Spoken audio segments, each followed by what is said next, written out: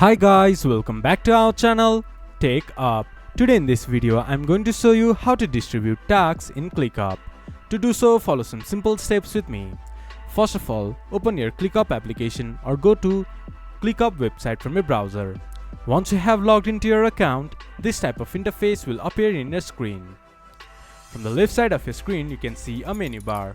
Scroll down to spaces in which you have the list of the tasks.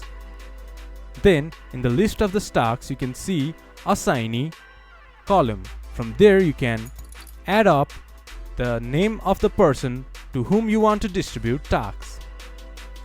You can also go inside the tasks, and from the assignee section, you can add up the name.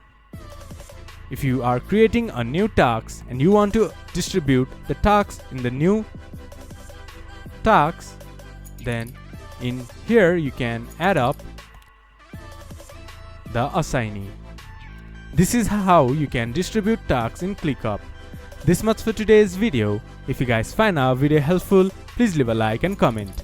And do not forget to subscribe our channel and hit the bell icon. I'll see you guys again in our next video. Thank you for watching.